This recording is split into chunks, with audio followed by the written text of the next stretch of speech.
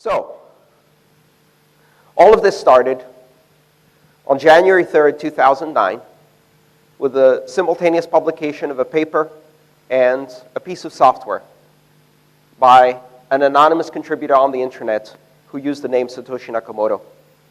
And they proposed a system of money that behaves as electronic cash, but with some unique properties that have never been seen before. A system that is decentralized, meaning that no one is in control. A system that has certain mathematical properties. It enables a phenomenon called digital scarcity, meaning that you can have something that is simultaneously digital and yet rare. It cannot be copied, which seems like an antithesis, right? Because when you first think about digital information, the quintessential characteristic of digital information is that it can be freely copied. You can create infinite copies of it at almost zero cost, but not Bitcoin. You can't create infinite copies of it. You can't create them at zero cost. So this idea of having a digital thing that is at the same time rare and cannot be copied was a unique and revolutionary invention. Never happened before. Combining that with a peer-to-peer network, a decentralized network that allows participants in the currency to validate each other, so that if I make a transaction, everyone who's running a Bitcoin software system will validate, verify, and check every aspect of my transaction. And finally, an open system for securing and sequencing transactions that ensures that no one can spend the same amount twice, solving a fundamental problem in distributed systems, providing an optimization for what is known as the Byzantine generals problem. It's a distributed systems class of problems. But the basic idea is, how do you know if I spend digital money and give it to one merchant, what stops me from taking the same digital information, walking across the street, and giving it to another merchant? Until the invention of Bitcoin, there was only one suitable answer to that. You have to record all of the transactions to one central authority, and that central authority, when it sees the first transaction, will not allow the second transaction. That works. It's efficient. It's very efficient. Visa does it. If you buy something for $10 in one shop with Visa, and you go across the street and buy something else with $10, they'll make sure you now have at least $20 in your account to pay for it. They won't let you spend the same twice. They won't let you spend more than you have or more than your credit allows. That's great. Those systems will work. They're efficient. They can do hundreds of thousands of transactions per second. But there's one small problem. And that is that you're putting trust in that one organization, that one company. You're not just putting trust in that one company to do it right, because they do a pretty good job. With that trust comes power, enormous power. The power to refuse to take your transaction. The power to refuse to give you an account. The power to refuse you to participate in this economic activity. The power to demand that you first identify yourself, show papers, provide creditworthiness, right? And that is something that's different from all of the systems of money we've had before, because I can use cash without showing papers, without proving creditworthiness. I don't have an intermediary. I don't pay a transaction fee. I don't need special equipment. I can just transact directly, person to person. You introduce this third-party company, you have a problem. Let's say I have a Visa card in my back pocket right now, and I want to give one of you $10. Who can process my Visa card today in this crowd? Anyone? Can anyone take a Visa card from me? I'll give you $10 on a Visa card. Anyone? Not in your business, in your personal capacity. Who accepts Visa here? No one. Not a single person. Because it's no longer about people paying people. It's about people paying companies to pay companies to maybe pay people, right? Bitcoin is peer-to-peer. Our traditional financial systems have now become peer to corporation to corporation to corporation to peer. Everybody takes a little cut. Everybody adds their own power to the system. And they take great advantage of that. What's the end result? Billions of people who have no access to the banking system. Billions of people who will never have a bank account. Many of them don't even have ID. Many of them, even if they did have ID, lack the necessary level of education and literacy and numeracy to walk into a bank. Or they look wrong. Or they're from the wrong race or caste or religion. They're untouchables. They can't walk into a bank. They'll get kicked out by the security before they get to the teller. This happens all across the world. And it is a direct result of the fact that we've centralized our money under these providers. And Bitcoin is different. Because at a fundamental level, what it does is it allows us to use digital money as cash. By the end of today, everyone in this room will be able to accept Bitcoin directly to their control with software running on their smartphone. And at that point, I can pay you. You can pay me. We can do commerce on a local level as a community without involving any third party, any intermediary, any corporation that has power over us. Without the requirement that you present ID, without the requirement that you fulfill credit worthiness. You fulfill human worthiness. In fact, Bitcoin doesn't even require that, because you don't have to be human to use Bitcoin. Software can use Bitcoin on its own, without any humans involved. Autonomous software. So this invention in 2009 launched a completely new era. It's not just a weird form of PayPal. This isn't a new system of payment. It is an invention that takes an obscure branch of mathematics called cryptography, which is the art of secret writing using math. That obscure branch of mathematics is then applied into the domain of establishing trust between participants of the system without giving anyone control over the system. This unique property is what makes Bitcoin special. If you can send money to someone else without knowing them, without having to trust them, without having to trust anybody, because you can trust that the system and the mathematical rules in the system guarantee that that money, if you receive it, is real, unforgeable, will be spendable as soon as it clears in about 10 minutes, and can be used by you to make another payment. You don't need to know the person who gave it to you. Now, in modern finance, that seems weird, and yet we do it every day with cash. If I tip my taxi driver with a 2,000 rupee note, which is too much, but if I did, do they need my ID? Do they need to process a transaction? Do they need to pay a transaction fee? No. Cash is itself a representation of value, and by verifying that it is real, at most, the person who receives it will hold it up to the light, look for a watermark, verify that it's not a fake. But they can do that on their own. They don't have to call someone and say, I have a serial number 1323532. Is this a real one? You don't need to check with a third party or a central authority. You can verify with your own eyes that this is real money. Bitcoin translates that into the digital domain.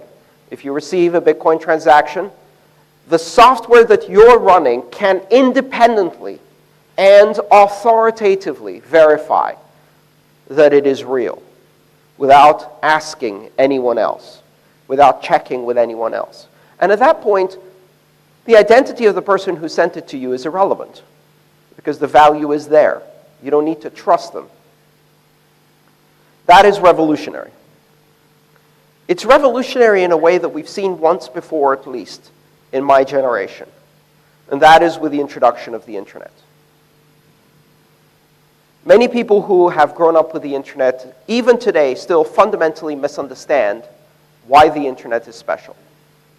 They look at the internet and they see it as a form of publishing, a system of content. But we had forms of publishing before the internet. We had digital publishing before the internet. We had ways to disseminate content before the internet. What was different about the internet is that for the first time ever, it enabled a global freedom for the flow of information. It enabled the free flow of information everywhere on Earth to anyone who has the technical capability to connect to the internet. And as long as you have the technical capability to connect to the internet doesn't care who you are, how old you are, whether you're a human or a software agent, what race, religion, age, or gender you are. It gives you the power of the free flow of information without restriction. That is the magic of the internet. That is the transformational power of that technology, the free flow of information. And to many people, this is terrifying. The idea that anyone can say anything, anyone can read anything, anyone can speak about anything, without control, without a license, without a qualification, without a diploma, without a certificate, without identity, without censorship, is terrifying. For my generation and the generations that follow, it is not only liberating, it is normal. It is the way things have always been, and the way things should be. What Bitcoin does is it creates the exact same circumstances for the first time in the category of money. It enables the free flow of money and also the free flow of trust across the world to anyone, regardless, simply through their choice to participate by downloading an application. The free flow of money, the free flow of value, the free association of trust. That is what it's about. It's not an investment scheme. It's not a payment network. It's not a weird version of PayPal. It is the internet adding the free flow of money to the freedoms it already gives us. I guarantee you this is a terrifying idea to many. The idea that anyone can send money to anyone without asking, without permission, without control, without censorship, without ID, is terrifying. My generation finds it liberating. The generation after mine sees it as normal.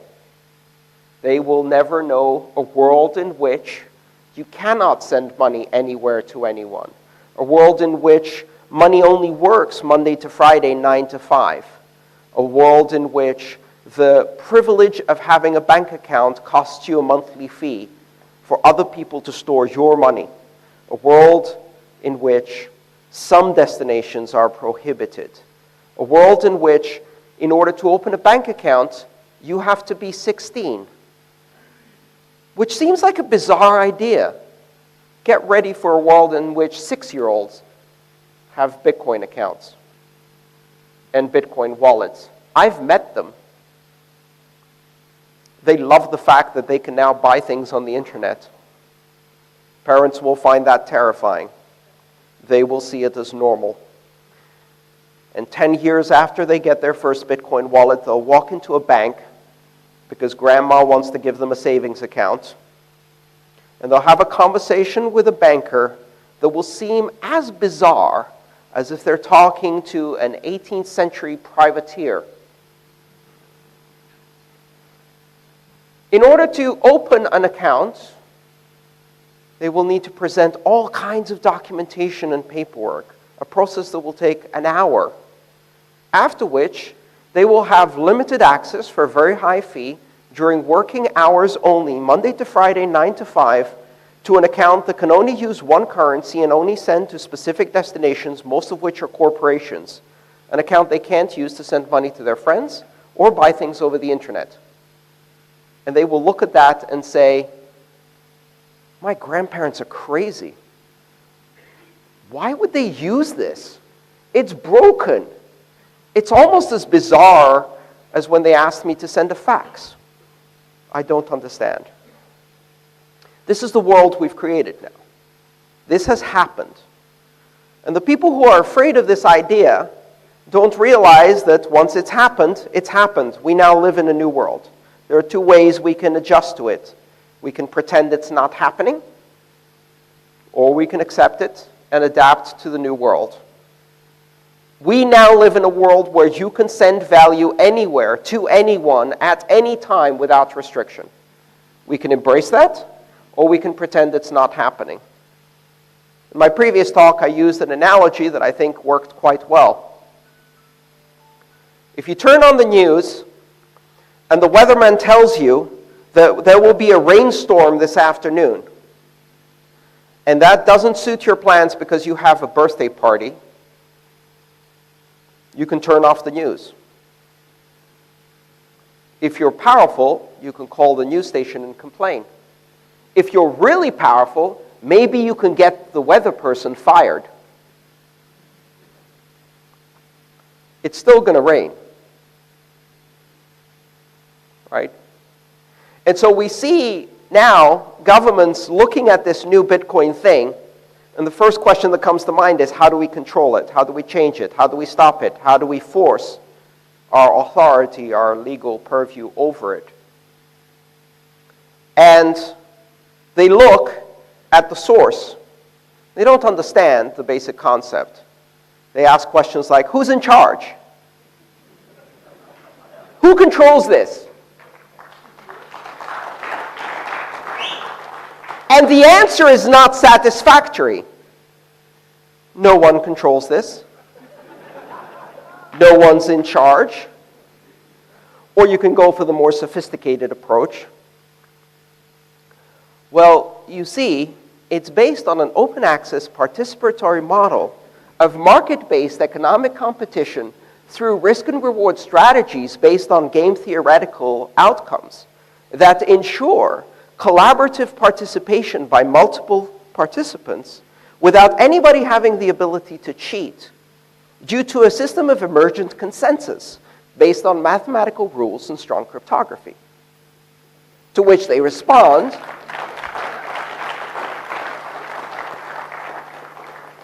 yes, yes, but who's in charge?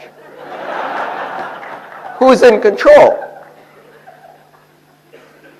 I've had people come up to me after meetings and they say, okay, I won't tell anyone. This is just us.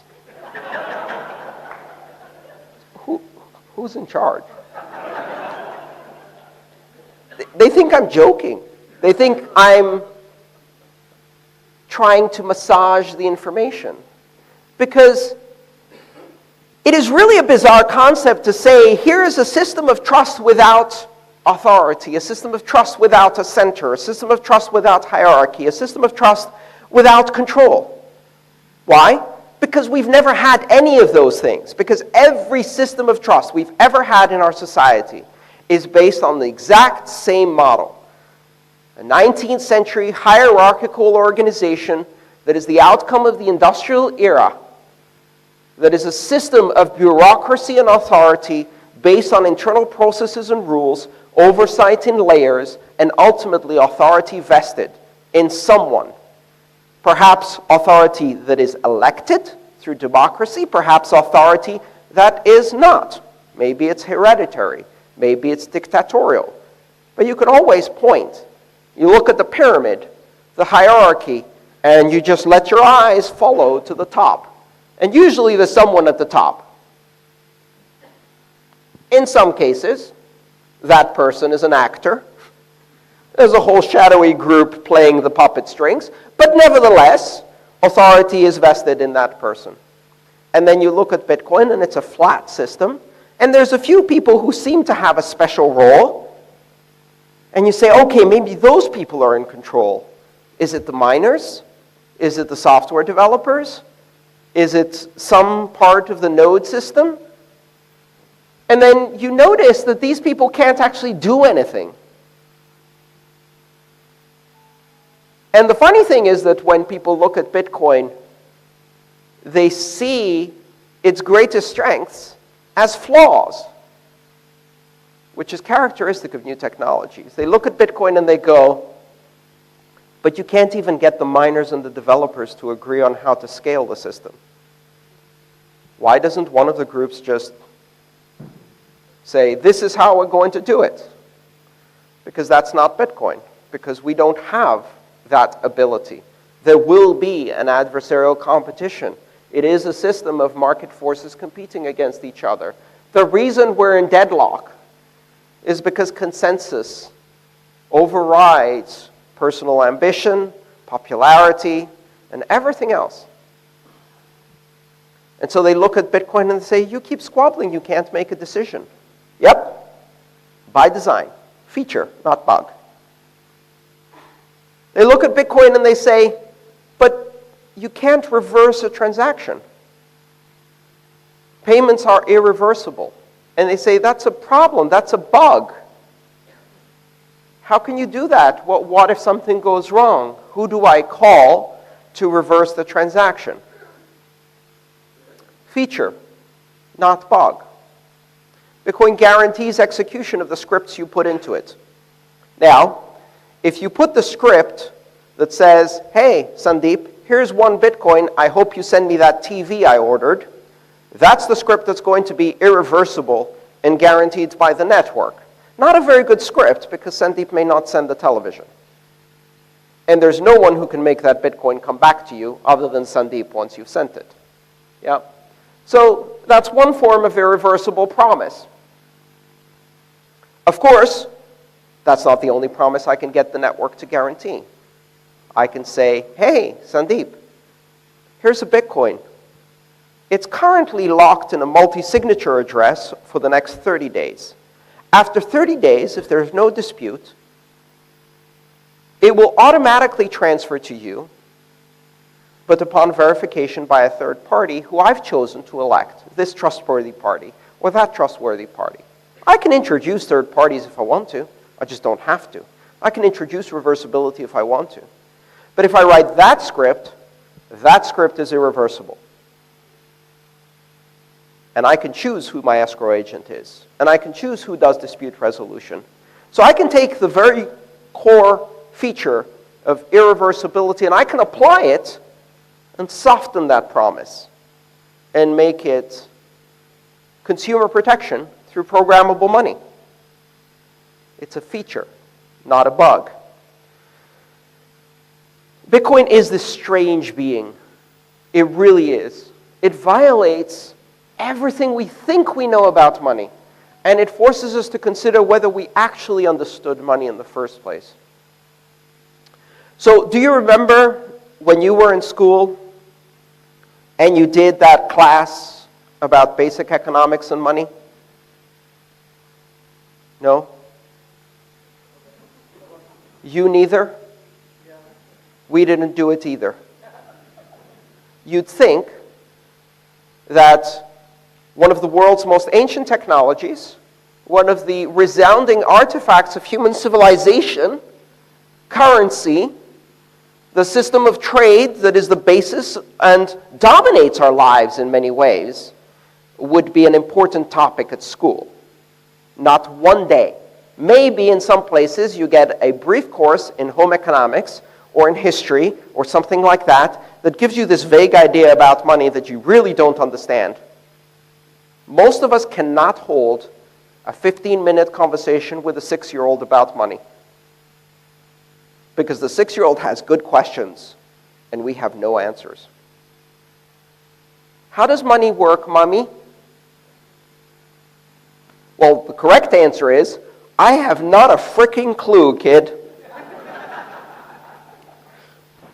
I think it's something to do with the allocation of special drawing rights through the International Monetary Fund and World Bank In a free-floating system of market exchange currencies that compete through trade balances across an international spectrum of inflation-adjusted exchange rates that then can be used to create local debt that is issued by the Treasury in return for currency that is printed by the central bank, distributed to the banks that leverage it through a system of partial reserve leverage of approximately 10 to 1, and distribute it into the economy, creating either inflationary or deflationary effects, allowing us all to experience the velocity of trade through the exchange of an abstract token that represents the promise of future value depreciated by the rate of inflation and adjusted for the return on investment.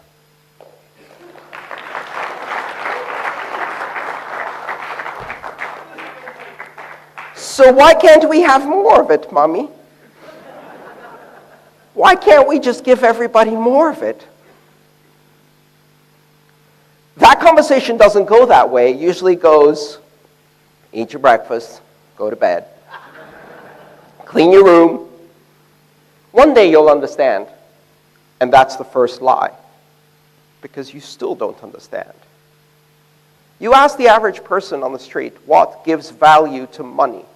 Why does money have value? They have no idea.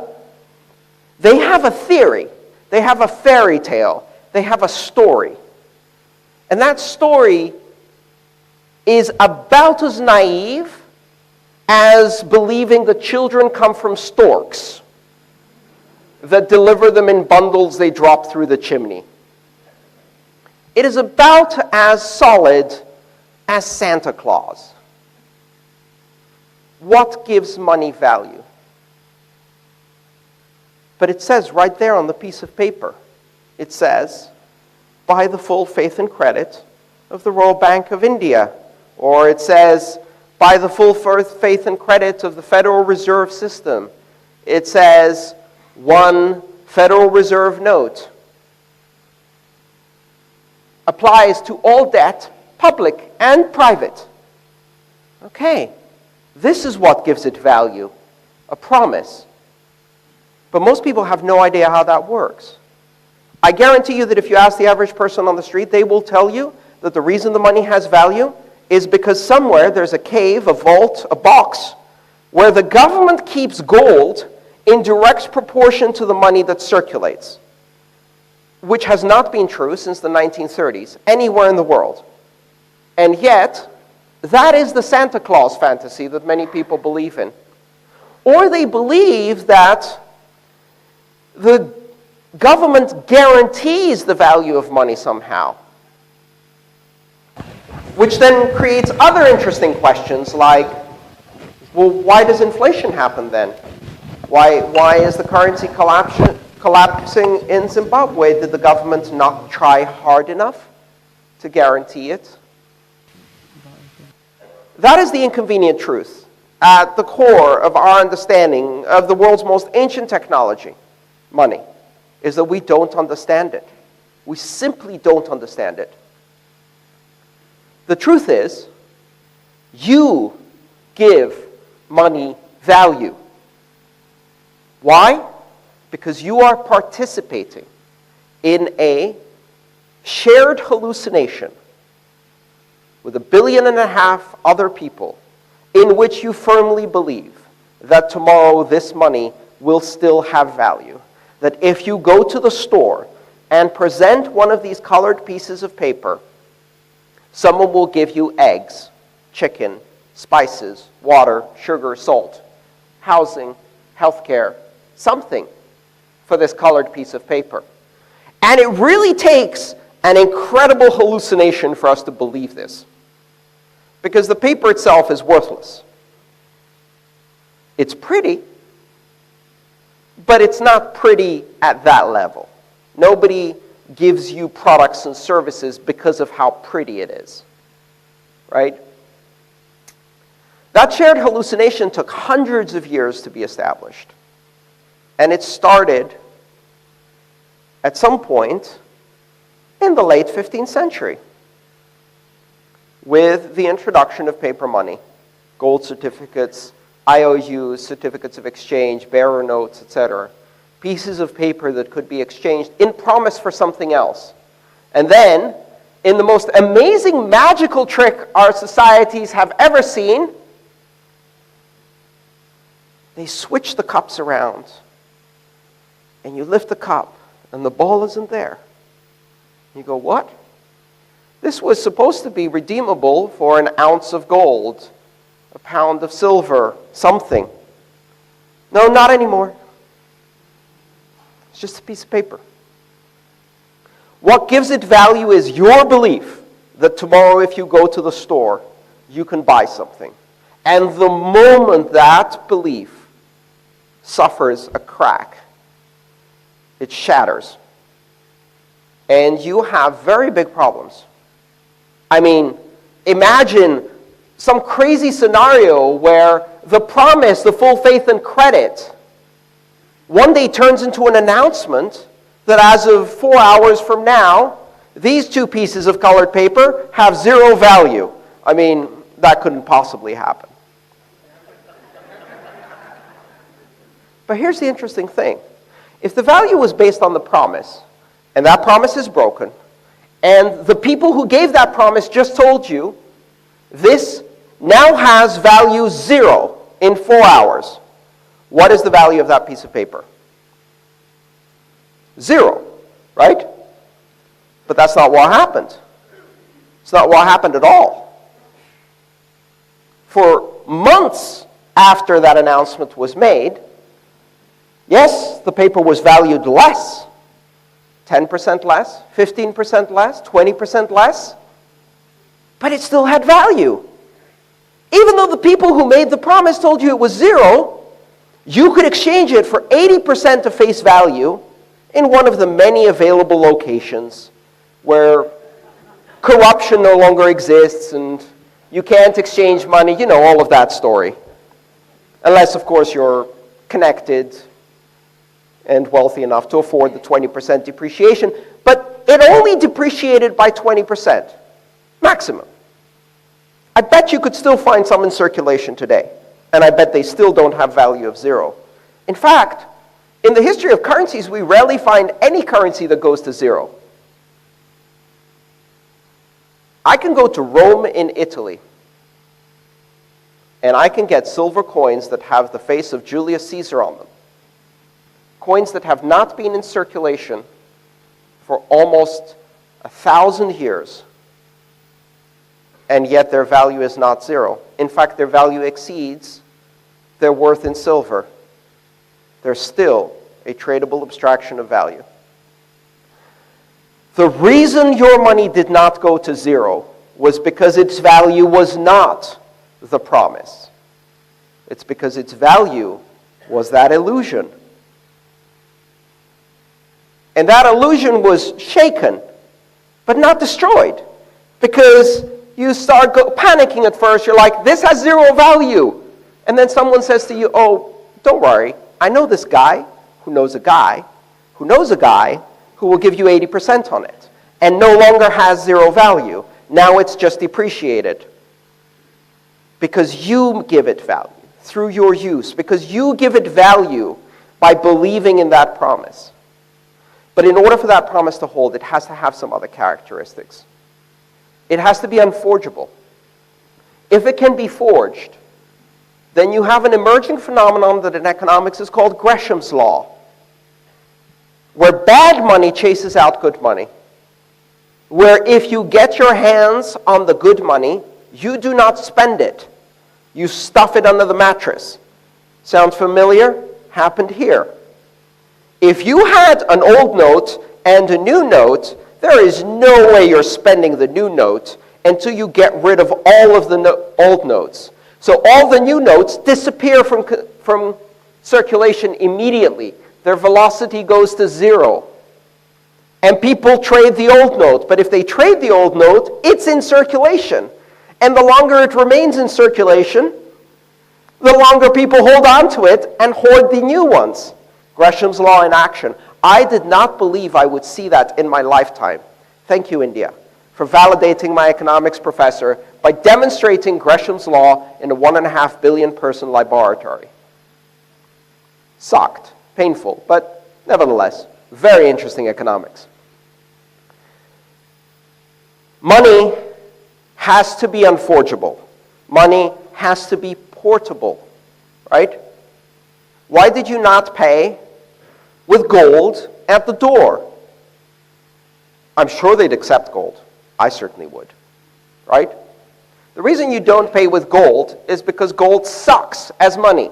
And the primary reason it sucks as money is because it's heavy. It's very, very heavy. For the value that it contains, its weight is unrealistically heavy. You can't make it lighter. Its density is fixed. Gold sucks as currency because it's not portable. At the moment, other currencies have the similar situation. Zimbabwe's money sucks as currency because it's not portable. Because to buy a cup of coffee, you need a wheelbarrow of cash. I remember watching the BBC interview where they asked the farmer, "Aren't you worried that someone will steal your money?" And they said, "No, I'm worried that someone will steal my wheelbarrow." Because it's worth more than the money in it. Bad money chases good money out. It has to be unforgeable. It has to be portable. It has to be universally recognizable. You need to be able to validate yourself that this is real money. You have to be able to independently verify, right? It has to be able to be used as a unit of account. You need to be able to count things in it. One of the reasons barter is not working, one of the reasons barter is not a suitable form of economic activity at any scale more than the extremely local, is because of the burden it puts on pricing. Yes, I can give you chicken for a goat, and I can give the hairdresser chicken for a haircut, and I can give the water carrier chicken for liters of water, right? Barter, on a theoretical level, is effective. The problem with barter is that now I have to track the exchange rate of haircuts in units of chicken, of goats in units of chicken, and of water in units of chicken. Meanwhile, the hairdresser has to track the price of a haircut in chicken, goats, rice, sugar, salt, water, accounting services, etc., etc. The problem with barter is that we have to track every price exchange rate for every unit of value that we are exchanging in the form of a commodity. The whole point of money is that you only have to track everything back to the one thing that has no value, the thing you can't eat, the thing you can't use to cut your hair with. Because it isn't the value. It is the token of value. It is the representation of value. So it has to be unforgeable, it has to be portable, it has to be useful as a unit of account. And then come the difficult ones. It has to be rare. You can't use seashells as currency if you live on a beach. And yet people use seashells as currency in the mountains. We find archaeological dig sites where people, ancient people, used seashells as currency, never on a beach, always in a mountain, because they're rare. And they use crystals and quartz and minerals on the beach, because they come from the mountain. As long as it doesn't exist where you are, it's a great form of money. And that's one of the big problems we have with our money systems today. Because I have bad news for you. The rupee is not rare. It has no limit. It can be created in infinite quantity. It can be created in infinite quantity just like the dollar, the euro, the yen, and all other monies. These can be created in infinite quantity. And worse, the power to decide how much of that to create is vested in the people who have a direct conflict of interest. Because if you are a debtor, then you want the money to be worth less so that you have to repay less. If you are a saver, you want the money to be worth more so that you can earn more on it. If you give the government, that is the biggest debtor of all, the decision of how much the money will be worth, they will print an infinity of money in order to make sure it's worth nothing. And in the process, they transfer wealth from savers to debtors. And in a culture of savers, that's a terrifying thought. You have to explain it to people in a very calm way. So we say little nifty tricks. We tell people, there's a rate of inflation that will not exceed 2 or 2.2% per year. Sounds innocuous. 2%. What's 2%? I don't even know what 2% is. I didn't pay attention in school. It has something to do with hundreds and division. I was never good at division. 2%. What does that do? If you tell people the rate of inflation is 2%, they go, 2%, 10%, 5%. I don't really understand that. Let's rephrase that. In 10 years, half your money will be gone. Holy shit! Now that I understand. I've been saving like crazy. I work 2 jobs. I barely get paid. Half of it will be gone. Where? Where does it go? Who took it from me? Catch those people. They're thieves. Oh my God, they took half my money in 10 years? Inflation took your money. More accurately, the government, the corporation, the bank that is in debt took your money through inflation. Because for them, now the money they owe is also worth half in 10 years. What a brilliant construct. And that's where we see a fundamental difference between Bitcoin and traditional money. Bitcoin is money. Bitcoin is store of value. Bitcoin is means of exchange. Bitcoin can be unit of account eventually. It gradually acquires these characteristics as it grows more stable, more well-established, more well-adopted. As more people participate in the exchange of value through Bitcoin, they create an economy. That economy creates value. That value creates stability. It creates liquidity. It reduces volatility. The reduced volatility makes it more suitable as a means of exchange for smaller and smaller purchases. It makes it better as a store of value. As a means of exchange and store of value increase, its velocity increases. The same unit gets transferred many times by people doing many trades. And eventually, its value stabilizes to the point where it can become a unit of account, where you can say, one of these stocks is worth half a Bitcoin. And I don't price it in dollars anymore, I price it in rupees. I can't do that today. It's too volatile. But one day I'll be able to do that. One day I'll be pricing my Bitcoins in Bitcoins. People ask me, how much is a Bitcoin worth? The correct answer is 1,000 millibits. And there will come a day when the question will not be, how much is a Bitcoin worth? But the question will be, how much is a rupee worth?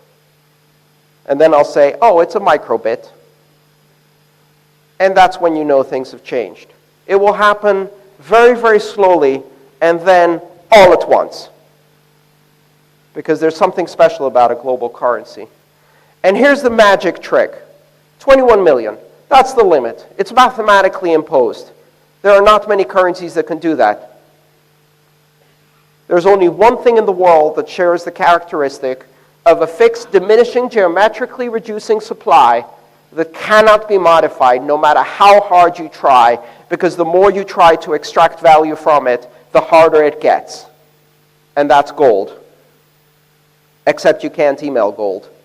And you can email Bitcoin.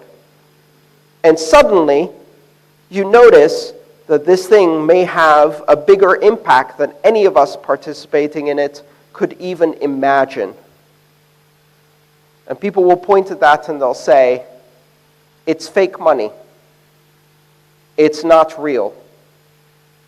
And the market will give it a value, and in the end, that value is the truth. You can use currency controls, propaganda, lies, restrictions, laws. We see that in Venezuela, right? They're doing all of those things. They're pointing at Bitcoin and they're saying, that's fake money. And anybody who's involved in Bitcoin in that space points right back at Venezuela and goes, oh no, yours is the fake money. This shit is real. Because I can buy food with it.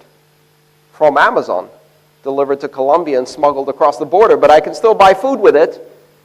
Fake money can be resolved by the market. We are at the very beginning. This is not an investment opportunity. This is not a get-rich-quick scheme. This is a technology.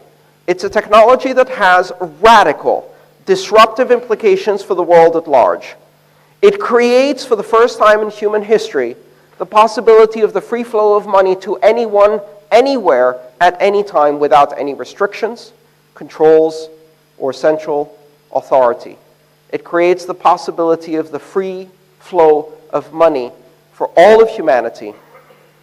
And that technology is going to be difficult to use. It's going to be weird. It's going to have attacks. It's going to have hacks. It's going to have failures, just like the internet, which used to go down all the time in various parts.